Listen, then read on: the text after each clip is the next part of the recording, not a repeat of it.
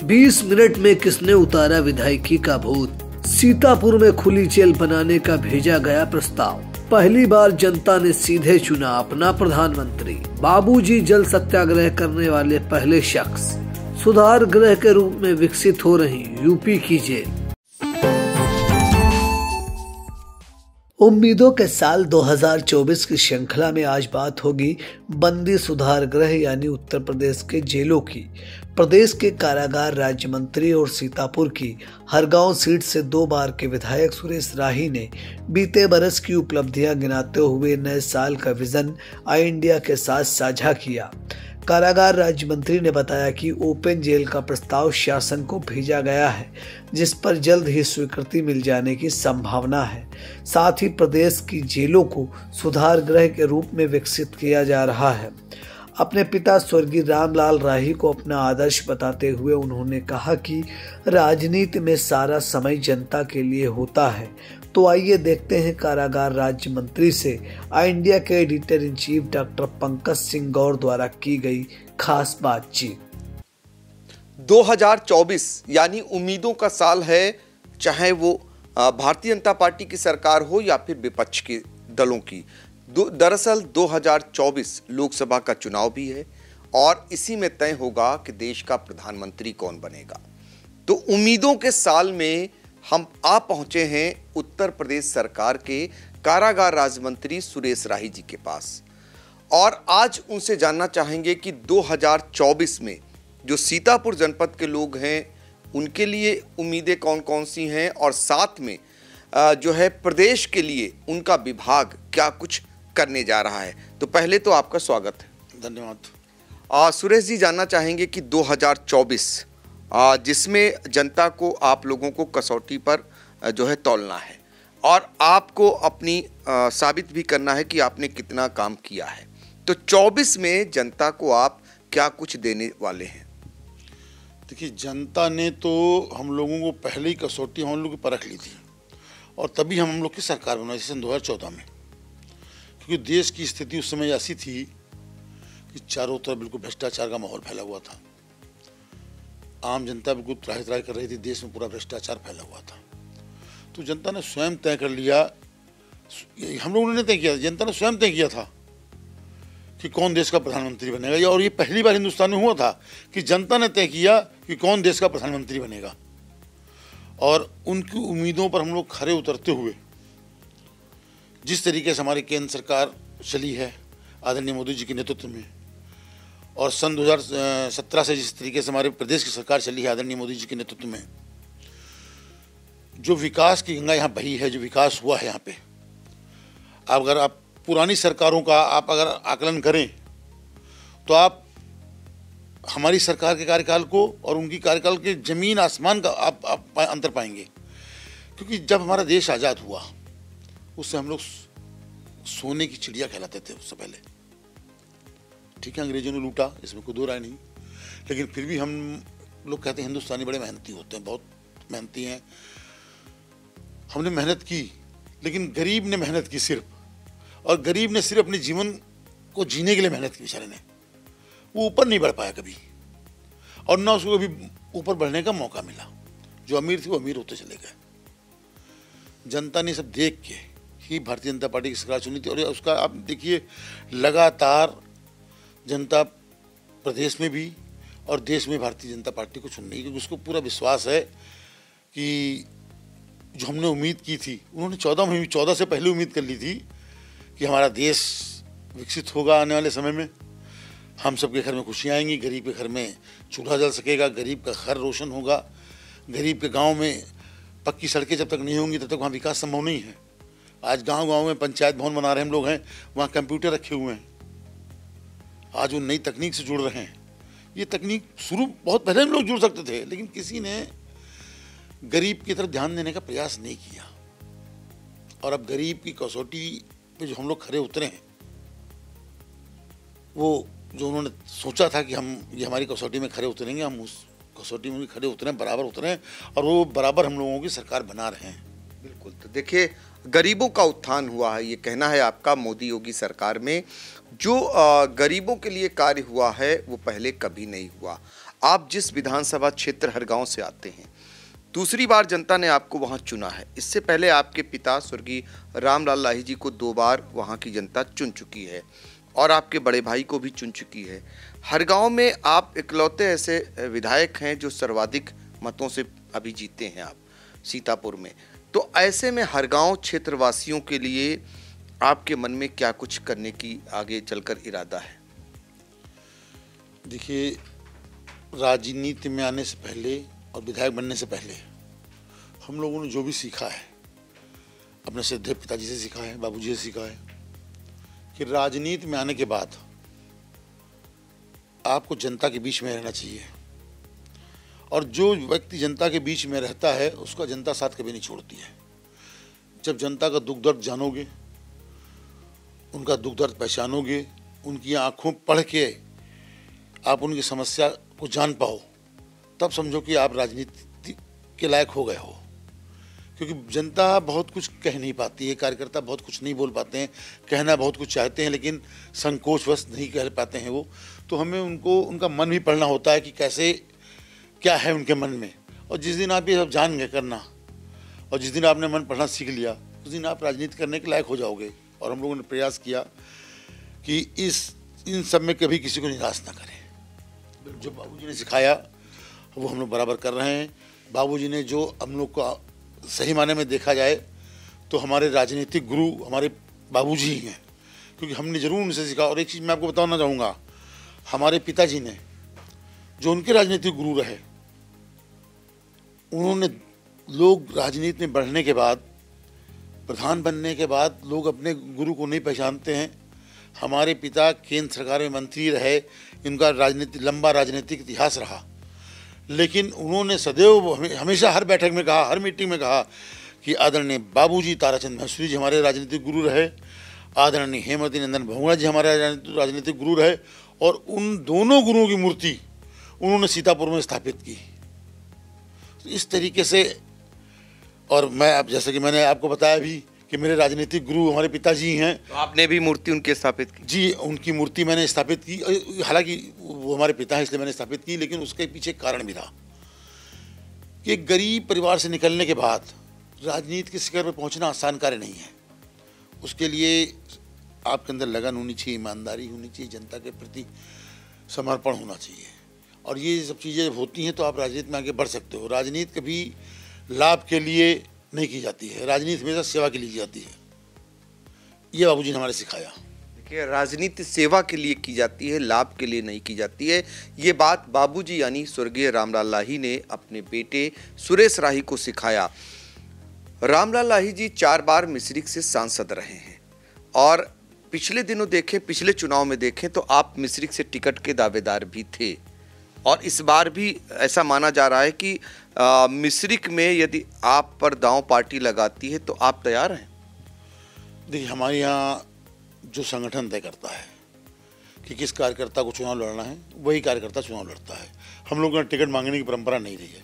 Party नेतृत्व हमारा तय करता है। पार्टी नेतृत्व जो भी जिम्मेदारी देती है हम लोग उसका निर्वहन करते हैं। और वो टिकट मांगने वाले 20 लोग होते हैं, लेकिन जब पार्टी कहती थी फला व्यक्ति टिकट में चुनाव लड़ेगा तो सारे कार्यकर्ता उसकी मदद में लग जाते हैं। लेकिन रामलाल लाही जी का जो पहचान थी, जो मिश्रिख से 4 बार वो सांसद रहे, ऐसे में बार बार सवाल ये उठता है कि यदि पार्टी आप पर दांव लगाएगी तो आप तैयार हैं लोकसभा का चुनाव लड़ने के लिए? देखिए, नेतृत्व अगर कोई जिम्मेदारी देगा तो उसको निभाया जाएगा, हम लोग मना नहीं कर सकते। देखिए, ये बहुत बड़ी बात निकल करके आई कि नेतृत्व के प्रति आस्थावान है। नेतृत्व अगर कोई जिम्मेदारी देता है तो उसका निर्वहन करेंगे।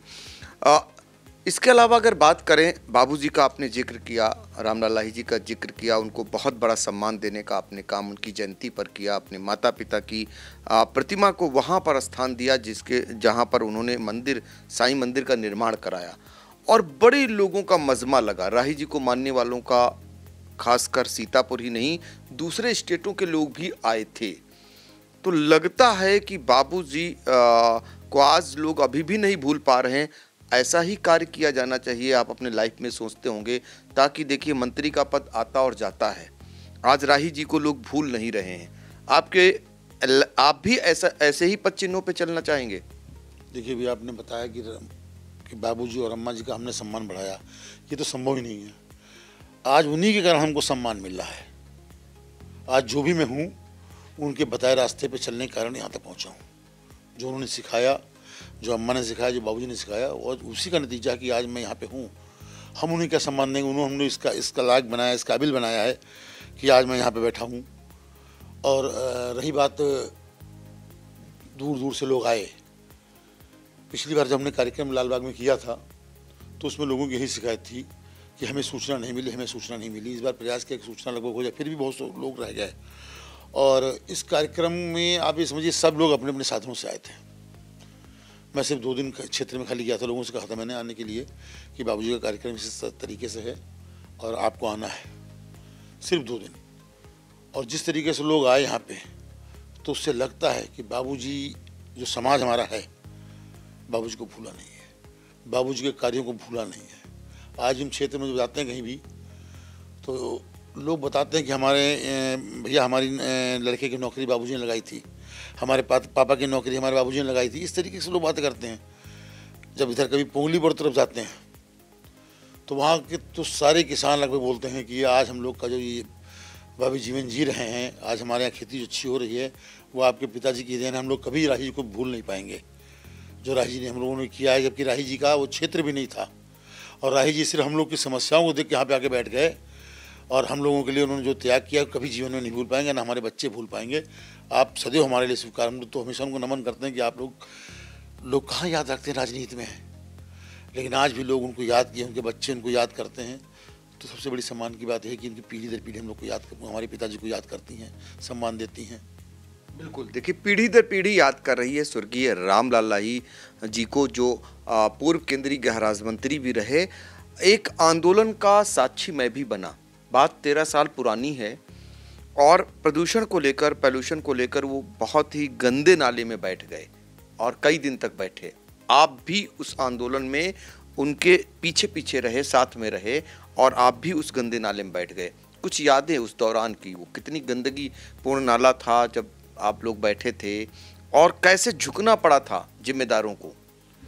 देखिए, उस नाले के अंदर पहले आप जानते हैं कि जो गांव के लोकल नाले हुआ करते, सीजनल नाले होते थे, उसमें जलीय जीव जंतु हुआ करते थे, मछलियाँ होती थी। लोग साफ पानी होता तो वही पानी हमारे जानवर पीते थे, और वही मछली बच्चे पकड़ लिया करते थे।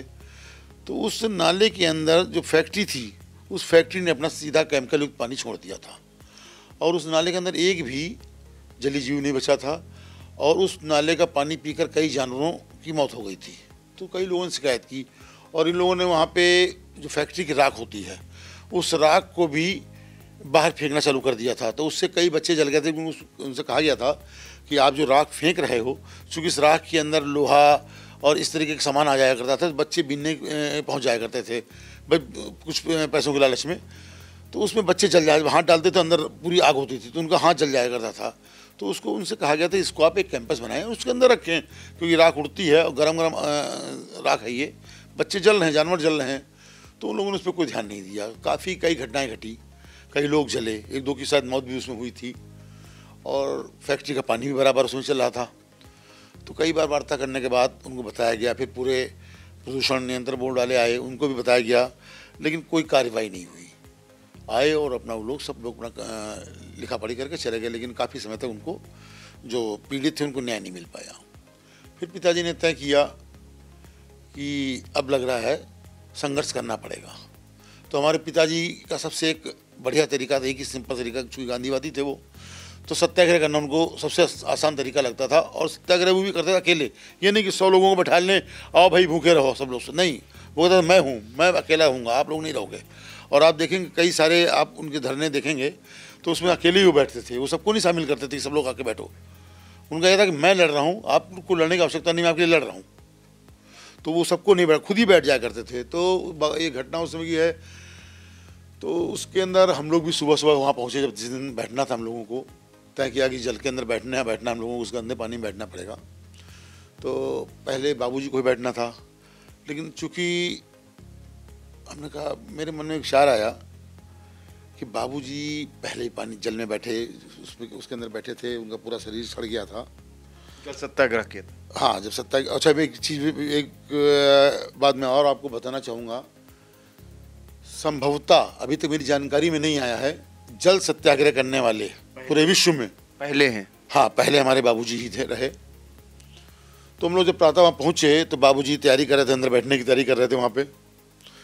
तो मैंने कहा हम लोग को भी कुछ सीखना चाहिए, आखिर राजनीति में अगर आना है, कुछ सीखना है तो बिना कष्ट से है आप राजनीति नहीं कर सकते। तो हमने कहा थोड़ा कष्ट शरीर को हम भी देते हैं, देखते हैं क्या आखिर बाबूजी बैठते हैं तो कैसे क्या महसूस करते हैं। तो मुझे लगा बैठना चाहिए मुझे भी, तभी कुछ सीख पाऊंगा मैं, और शायद वहीं से मुझे कुछ आगे मार्ग भी मिला। तो जब हम लोग बैठे आके अंदर, तो पूरे हमारा पैर जो थे, तले पैर के तलवे दोनों पैर 6 इंच के मोटे हो गए थे। पैर हम जमीन में नहीं रख सकते थे, अगर घास का तिनका भी लगता था, जब पूरा 26.5 घंटे हम लोग बैठे थे, तो पैर जमीन में नहीं रख पा रहे थे हम लोग। और पूरा हिस्सा अंदर का तलवे का नाखून का सड़ गया था, इतना मतलब विषैला पानी, वो केमिकल युक्त पानी था। तो लगभग नाखूनों को सफ़ेद होने में 1.5 साल लग गया था। नाखून सफ़ेद नहीं हुआ था, हमारे नाखून भूरे हो गए थे, पूरे नाखून मतलब काले भूरे हो गए थे। मैंने तो देखा था। हाँ, वो 1.5 साल लगभग ठीक होने में लगा था। तो इतना गंदा पानी था वहाँ पे, बताइए। हालांकि उस तत्काल उन्होंने उस पानी को बंद किया, और जो गरीब लोग पीड़ित हुए थे उनको मुआवजा भी दिया था। तो यही है कि बाबूजी ने जो सिखाया, जब तक स्वयं को कष्ट नहीं दोगे, स्वयं नहीं आगे आओगे, तब तक आप राजनीति में संभव नहीं कि राजनीति में आप 200 लोगों के धरने बैठा दो, वो आवाही नहीं। राजनीति करना है तो स्वयं आगे आओ, स्वयं आगे बढ़ो, स्वयं अपना कष्ट, शरीर को कष्ट दो। जो स्वयं शरीर को कष्ट देगा, स्वयं आगे बढ़ेगा, तभी वो सही सच्चे माने सही सेवा होती है।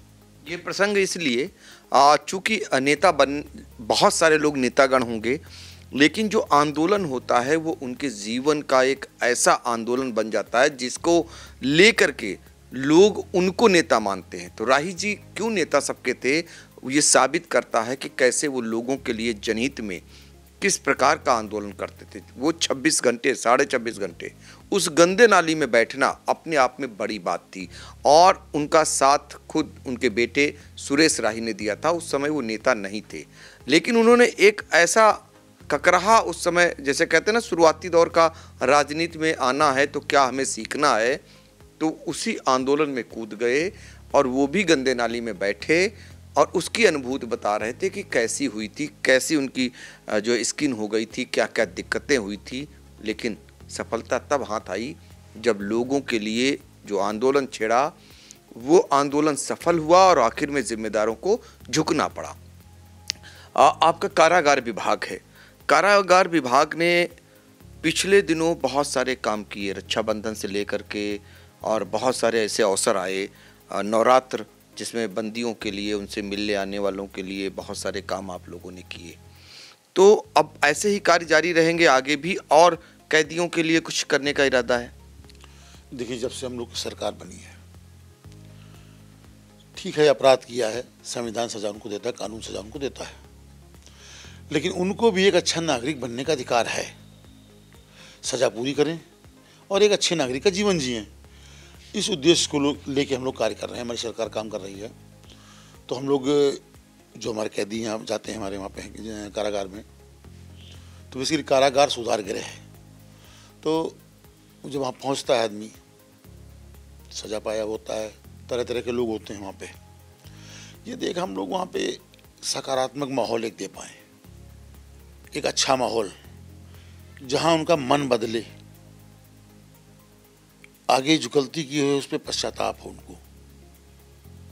उनको एक लगे कि हाँ मैंने गलती की है। जब तक मन में पश्चाताप नहीं आएगा तब तक उसको एहसास नहीं होता कि हमने हाँ गलती की है, भूल हो जाती है, तभी वो आगे कुछ उसके अंदर ग्लानि होती कि हाँ मुझसे गलती हुई, मुझे नहीं, अब ये जो हो गया सो हो गया, मुझे भविष्य में ऐसा काम नहीं करना है।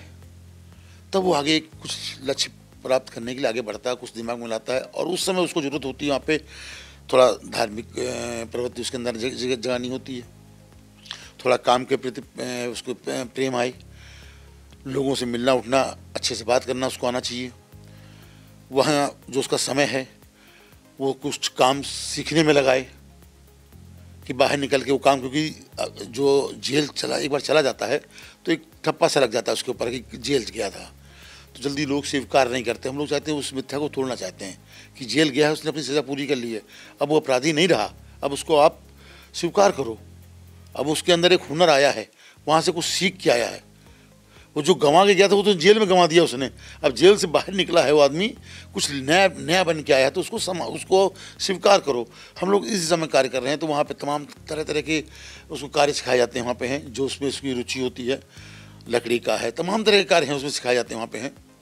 जैसे सीतापुर में दरी बनाने का भी कार्य होता है, लोग मदद भी करते हैं। तो अभी हमने जेल में 1900 किलो के आसपास सूत का धागा दिलाया था वहाँ पे। तो तमाम तरह के लोग हैं मदद करने के लिए, उनको लगता है कि हाँ जेल में अच्छा कार्य हो रहा है, कैदी कुछ बाहर, भाई कैदी तो हैं तो हम लोग के ही आसपास के लोग, तो उनको एक अच्छा माहौल एक मिल जाएगा तो हो सकता है उनका भविष्य अच्छा हो जाए। तो हम लोग इस समय कार्य कर रहे हैं कि आने वाला समय उनका अच्छा हो, परिवार के साथ रहें, एकाकी जीवन न व्यतीत करें, जिससे अपराध की तरफ फिर पुनः वो लोग दोबारा जाएँ, जो एक गलती कर दी दोबारा वो गलती न करने पाएँ, उस चीज़ को हम लोग बदलने का प्रयास कर रहे हैं। और इसमें हम लोग काफ़ी हद तक सफल भी हो रहे हैं, क्योंकि वहाँ जो पढ़ाई इस समय शिक्षा देने का भी कार्य अच्छा चल रहा है। वहाँ पे कैदियों में बड़ी रुचि हो रही है कि पढ़ाई लिखाई कर लें, तो माहौल एक बदल रहा है। हम लोग चाह रहे हैं कि माहौल एक बदले, उनको एक अच्छा जीवन मिले, वो परिवार के साथ सुख शांति से रहें।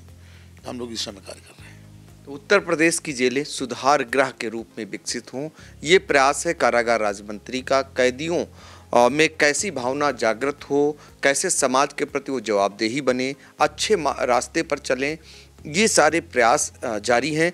एक आपने सीतापुर में एक बड़ा प्लान बनाया हुआ था ओपन कारागार को लेकर कि सीतापुर का एक इलाका, खासकर जो अटरिया इलाके में आता है, वहाँ ओपन कारागार बनाई जाए। तो इससे बहुत बड़ी जो है इस क्षेत्र में लोगों को लाभ भी मिलेगा और एक बहुत सारे दिक्कतें जो हो रही वो दूर होंगी। देखिए, इसका प्रस्ताव गया था, माननीय मुख्यमंत्री जी के पास गया था प्रस्ताव इसका, और उस पर भी विचार चल रहा है। हमें उम्मीद है कि माननीय मुख्यमंत्री जी इस पर ध्यान देंगे और इसके लिए अगर चयन का होगा तो सीतापुर को ही चयन करेंगे। वो आपका प्रयास रहेगा? जी बिल्कुल, हमारा प्रयास है, एक बड़ी उपलब्धि होगी सीतापुर जनपद के लिए।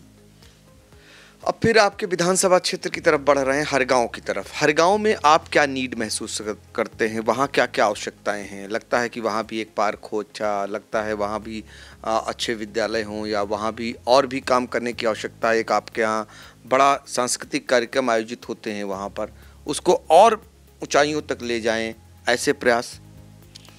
देखिए, ये जनप्रतिनिधि का ये कार्य है कि वो अपने क्षेत्र में जो चीज़ें नहीं हैं उनको लेके आए और जो चीज़ें खराब हो गई उनको ठीक कराए। तो हम लोग लगातार प्रयास में, सबसे पहले जो हम गए तो वहाँ सड़कों की हाल बहुत ख़राब थी, बहुत ख़राब हालत थी। उस समय नियमों को ताक पर रखकर बहुत सारी सड़कों को उनके विभाग ही चेंज करा दिए गए थे।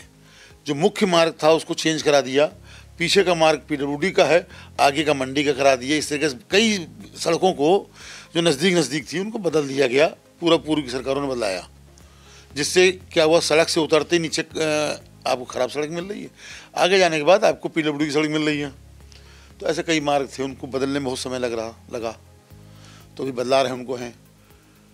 पूरी तरह के सड़कों का जो आज आप जाएंगे हमारी विधानसभा में समय, और आप देखिए इस समय जो चौड़ीकरण का कार्य हम लोग करा रहे हैं। भतफर रोड आपने सुनी होगी कि कितनी खराब थी। आप उस रोड पे एक साल के अंदर, लोग बताते थे वहाँ पे एक साल के अंदर गाड़ी हमारी खत्म हो जाती थी। वो फिर हम लोग उसको कबाड़ में बेचते थे, क्योंकि एक साल बाद वो गाड़ी, वहाँ सड़क ही नहीं थी, गड्ढे थे। और यही हाल केसरीगंज से लेकर खीरी वाली रोड पे था। तो जब मैं चुनाव के लिए वहाँ पे गया पहली बार 17 में, तो मैंने देखा कि सड़कों की हालत तो बड़ी ख़राब थी। तो मैंने तय किया कि सबसे पहले मैं इन्हीं सड़कों को बनवाऊंगा,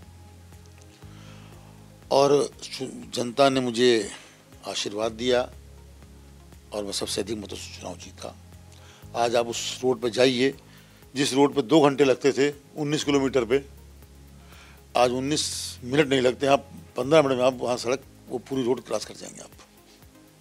और ये केसरीगंज से खीरी का है, निकलना मुश्किल था। दोनों रोडें बहुत अच्छी हो गई हैं। हमने गांव के अंदर की रोडें बनवाई हैं, उनको 5.5 मीटर की सड़कें बनवाई इस समय हमने। अभी तमाम सारी सड़कें हमने पास कराई, आदरणीय हमारे लोक निर्माण मंत्री जी जतिन प्रसाद जी ने, कई हमारी क्षेत्रीय सड़कें पास की हैं, जिसमें भी एक लालपुर से सखनापुर वाली रोड का भी उसका भी प्रस्ताव गया हुआ है, और वो भी एक बहुत बड़ी सड़क है। वो अगर वो सड़क हमारी बन जाती है तो तम्बौर वालों को लखीमपुर जाने में बड़ी आसानी हो जाएगी। तो तमाम सारी सड़कें बनवा रहे हैं हमारी, इसमें पूरे, खैर हमारी इसमें विधानसभा की बात नहीं है, हम तो पूरे उत्तर प्रदेश की अगर बात करेंगे, पूरे उत्तर प्रदेश का, पूरे हिंदुस्तान की बात करेंगे अगर जो, तो बिल्कुल सड़कों का जाल फैला दिया है हमारी सरकार ने। आप कहीं भी जाइए देखिए छोटी छोटी सड़कें बन रही हैं, सारे हाई स्पीड ट्रैक बन गए हैं। अब तो हम लोग को जगह जगह समझाना पड़ता, भाई गाड़ी धीमी चलाओ, नियमों का पालन करो। पहले तो सड़कें हालात इतने ख़राब थे, तो ये विधानसभा नहीं, सारी विधानसभाएं हमारी इसमें सड़कों से संतृप्त हो रही हैं। पूरा देश संतृप्त हो रहा है सड़कों से हमारा। बिल्कुल, तो सड़कों का जो जाल बिछाया जा रहा है उससे निश्चित तौर पर जो इलाका है, जो वहाँ के लोग हैं, वो लाभान्वित हो रहे हैं। और सीतापुर में जो हरगांव विधानसभा क्षेत्र में सड़कों का जाल बिछाया गया, उसके बारे में आपने बताया। एक चीज़, बाबूजी की कुछ यादें, उनको टोपी लगाना, टोपी लगाकर हमेशा चलना, और उनकी एक कार सिर्फ एम्बेसडर से ही आखिरी समय तक चले, कुछ यादें जिससे लोग देखकर कहें कि राही जी का इसमें रूप दिख रहा है। देखिए, यादें तो उनकी इतनी हैं कि हम लोग मतलब उनके हर का जो भी वो बोलते थे वो यादें बन जाता था, क्योंकि वो कभी बिना मतलब कोई बात नहीं करते थे। उनके शब्द ऐसे होते थे जिनको समझ लिए तो आदमी बन गए, वरना वो अपना पढ़ाई में लगाते थे मन। और यहाँ पे तो हम जहाँ मैं बैठा हूँ यहीं बैठा करते थे वो, और अगर नहीं यहाँ बैठे तो नीचे बैठते थे आके। तो हर समय यहाँ के बहुत प्रमुख लोग सीतापुर के अपने आके बैठ जाया करते थे और तमाम विषय पर चर्चा किया करते थे, और वो चर्चा सुनने वाली होती थी, क्योंकि कई लोग बैठ के चर्चा करते हैं ना, और बुद्धिजीवी जब करें चर्चा और उस विषय की जिसकी हम लोग को जानकारी नहीं होती थी, तो सुनने में बड़ा आनंद आता था कि ये भी चीज़ें हैं, ये भी चीज़ें हैं। हमारे प्रदीप दादाजी हैं, अंतिम समय तक बाबू के साथ रहे, उनसे भी हम लोग को बहुत कुछ सीखने को मिलता है, और वो भी बाबू से बड़े प्रभावित रहे, और वो जीवन पर्यंत मतलब बाबूजी के अंतिम समय तक वो साथ रहे, और आज भी हम लोग को उनका आशीर्वाद मिलता है, क्योंकि वो कहते हैं कि भाई जब तक तुम लोग चाहोगे हम तुम्हारे घर आते रहेंगे, जिस दिन तुम चाहोगे हम नहीं आएंगे भाई।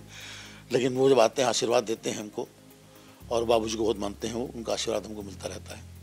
और समय समय पर जब कोई समस्याएं आती हैं हम लोगों को हैं, तो उनसे ज़रूर राय मशवरा करते हैं, और उनकी राय हमेशा हम लोग के लिए कारगर होती है। अब बाबूजी की यादें जो हैं, बहुत सारी यादें ऐसी हैं।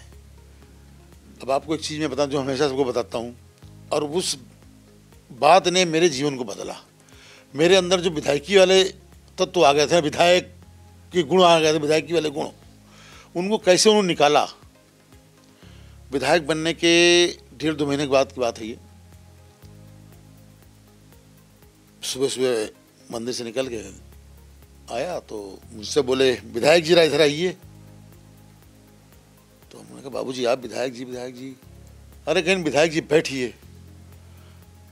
तो मुझे लगा कुछ गलती हुई है, मुझसे कुछ गलती हो गई है, शायद आज मुझे डांट पड़ने वाली, क्योंकि वो ये नहीं देखते थे कहाँ वो गलती का तुरंत वहीं पे समाधान करते थे, मतलब बताते थे और तुरंत डांटते थे कि ये तो मुझे लग गया आज कुछ गलत हम काम किए हैं। तो फिर पूछे वहाँ पे जब सिखाया कि बोले भाई कब तक रहोगे विधायक, कैसे क्या करोगे। तो हमने कहा, भाई कैसे, आप तो बन गए एक बार, फिर बनेंगे खूब बनेंगे, अब क्या चिंता।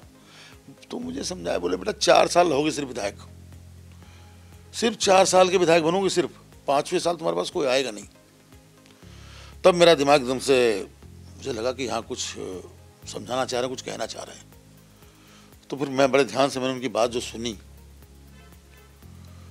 तब मुझे लगा कि हाँ हम थोड़ा भटक गए थे विधायक बनने के बाद, थोड़ा सा मैं भटक गया था। एक पता आ जाता है ना, थोड़ा सा नहीं समझ में आता है, लोग तो समझ ही नहीं आया मुझे। उस 1.5-2 महीने मुझे विधायकी का जो असर था वो उन्होंने 20 मिनट मेरा विधायकी का सारा असर निकाल दिया, बहुत उतार दिया, और मुझे तुरंत जनप्रतिनिधि बना दिया कि आप जनप्रतिनिधि हैं, जनता के सेवक हैं आप विधायक नहीं, आप जनता के सेवक बन के काम कीजिए।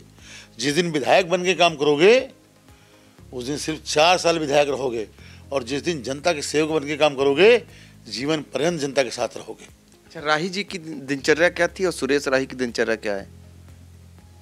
बाबूजी तो सुबह उठते थे, बगिया चले जाते थे, करीब 6-7-8 किलोमीटर टहल के आते थे, फिर अखबार पढ़ते थे बैठ के, फिर चाय पीते थे, अखबार पढ़ते, फिर नहाने निकलते थे, पूजा करते थे, फिर वही जनता से काम, या अगर सुबह को जनता रहती वही मैंने भी रास्ता अपना रखा है। सुबह उठ के चाय पीना, अखबार, खाली टहलने नहीं जा पाता हूँ इस समय, बाकी चाय अखबार पी के और पूजा करके जनता से सुबह, चूँकि बाबूजी की वजह से यहाँ पे लोग पूरे ज़िले से लोग आते हैं, तो सुबह ही लोग ज़्यादातर आ जाते हैं कि जल्दी पहुँच जाएंगे तो शायद हम मिल जाएं, तो लोग सुबह जल्दी आ जाते हैं, तो जल्दी हमारे यहाँ घर में थोड़ा सा काम चालू हो जाता है। और वही मैंने अपना रखा कि जो बाबूजी सिखा गए बस उसी पे चल रहे हैं। और जो उनका मूल मंत्र था कि सेवा है, अगर जो सेवा में मेवा नहीं है, अगर आप मेवा के लिए काम कर रहे हैं तो फिर आप राजनीति में ना हो, आप व्यापार करो जाके, आपके लिए व्यापार ठीक है। राजनीति में आपको रात को 12 बजे भी उठना पड़ेगा, रात को 2 बजे भी जाना पड़ेगा, रात को सुबह 4 बजे जाना पड़ेगा। राजनीति में समय नहीं है, राजनीति में समय जनता का है। आप जनता के साथ रहो, तब आपके सर में दर्द हो, आपके बुखार हो, कुछ नहीं, सिर्फ जनता की सेवा ध्यान रखो। और जनता की सेवा करोगे, कभी निराश नहीं होगे। जनता कभी अपने साथ चलने और साथ नहीं छोड़ती। आप देखिए, बाबूजी नहीं रहे, बाबूजी को गुजरे 3 साल हो गए, आज भी उनके नाम पर, अभी जो मंदिर का मैंने उनका मूर्ति अनावरण कार्यक्रम किया, लोग उनके नाम पे तो आए थे, सिर्फ जनता ने उनको, उनके जाने के बाद भी उनको नहीं छोड़ा। तो इस तरीके से बनना चाहिए। मैं वही मेरे प्रेरणा स्रोत हैं, वही मेरे आदर्श हैं बाबूजी हमारे। और मैं चाहूँगा बिल्कुल जैसा उन्होंने हुबहू सोचा था जीवन में किया, मैं वही करने का प्रयास कर रहा हूँ कि जनता से जुड़े रहो। क्योंकि जनता ने, मैंने मतलब मुझे खुद आश्चर्य हुआ कि आज बताइए, सिर्फ 2 दिन मैंने सिर्फ लोगों से कहा जाके, और इतनी अपार जनसमूह आ गया। बहुतों से तो मैंने कहा भी नहीं था, बोले भैया सुने थे आगे हम कि बाबूजी की मूर्ति लगा रहे हो आप। और मैं एक आपके चैनल के माध्यम से एक संदेश भी जनता को देना चाहूँगा। बाबूजी के जो साथी रहे उनको संदेश देना चाहूँगा। उस दिन आप बहुत भीड़ थी और बहुत लोग आए थे, मैं सबसे नहीं मिल पाया, और जिनसे नहीं मिल पाया मैं उन सभी को मैं धन्यवाद देना चाहूँगा कि आप एक कार्ड पे, एक बुलावे पे और बिना बुलावे पे जो बाबूजी के सम्मान में आप लोग आए थे, उसके लिए मैं आपका सभी का आभार प्रकट करता हूँ। आप सभी को बहुत बहुत धन्यवाद देता हूँ। बिल्कुल, तो देखिए, धन्यवाद उन लोगों का जो आपके बुलावे पर और ना भी बुलावे पर राही जी का ये संदेश कि उनको याद किया जा रहा है, उस बुलावे पर पहुंचे थे, उन सभी को आपने धन्यवाद दिया। आखिर में आपसे जानना चाहेंगे, 2024 फिर वहीं पर आ रहा, उम्मीदों का साल है, बहुत सारी उम्मीदें हैं आपसे, जनता की, सीतापुर वासियों की। उन कसौटियों पर आप खरा उतरेंगे उस जनता के लिए? देखिए, जैसा कि मैंने शुरू में ही कहा था आपसे कि जनता की कसौटी पर तो हम लोग 2014 से उतर चुके हैं, और उन्होंने परख लिया, कस लिया हम लोगों को कि यही सही आदमी है, यही भाजपा हमारी जो है बिल्कुल सही पार्टी है जो देश को आगे ले जाएगी। तो उनकी कसौटी पर हम लोग खरे उतरे हैं और बराबर उतर रहे हैं।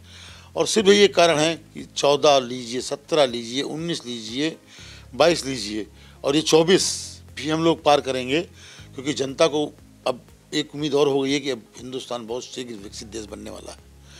जो चीज़ें रह गई हैं वो हम तक पहुंचने वाली हैं। तो जनता की कसौटी पर तो हम लोग बिल्कुल खरे उतर रहे हैं और आगे उतरते रहेंगे। उनको मालूम है कि जब तक मोदी जी हैं तब तक सब कुछ उनका जो सोचा था वो मिलेगा उनको।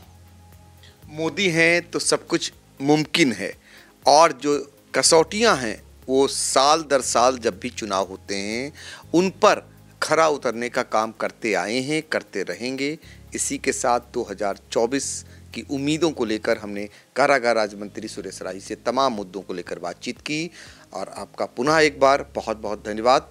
सीतापुर से आई इंडिया के लिए कैमरामैन सिद्धांत पांडे के साथ पंकज सिंह गौर।